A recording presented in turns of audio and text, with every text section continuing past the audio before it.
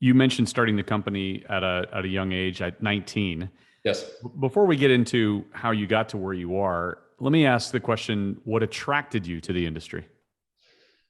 I have always been kind of like, so well, if we're going to get to my background, we'll get into that, but I've always been a car guy. So, I didn't have any money growing up. And if I wanted to have a car and if I wanted a car to be fixed, I had to do that. So I actually got my first car when I was 14, a 1984 Camaro C28. I still remember the VIN number, which is a silly thing, but When you were working at McDonald's, right? yes, working at McDonald's and before that, when I was 13, I was a caddy. So if I wanted stuff, if I wanted nice clothes, if I wanted really anything, I had to work for it. And those came with sacrifices, but they also helped, build me to where I am now. So always turning a wrench, always really into cars, always dreamt about what I wanted to do to cars.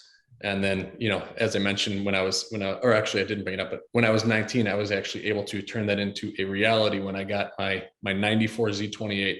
This was the first car that I had that was just really nice. And I put some 16-inch Eagle alloy 077 wheels on it. And that kind of sparked my aftermarket and wheel intuition for years to come.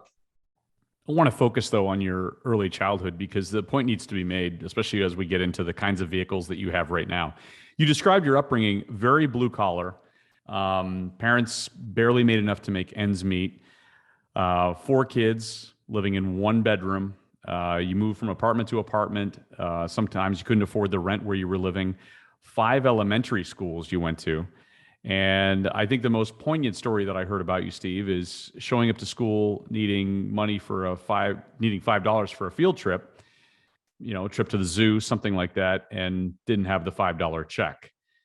Yeah, that happened a lot. I remember Miss Stelter, my fourth grade teacher. She was the sweetest lady. I think we had 3 or 4 field trips, and it was just assumed that I would arrive with no money, and she didn't make a big deal about it. Nobody knew about it. She just said, "I'll take care of it. It's fine."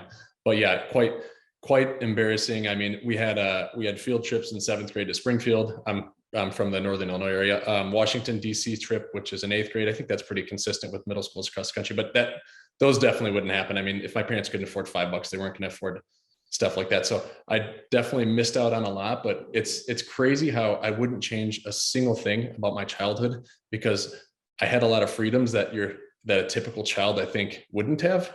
And maybe that's just from a general lack of oversight by the parents. But I don't know. It also taught me the work ethic that I have today. It really taught me the value of a dollar. And I still think I had a really fun, good childhood despite the challenges. And you're an 8-year-old buying snacks at the local grocery store, at the local Aldi, and you're turning around selling them to neighborhood kids, making a buck.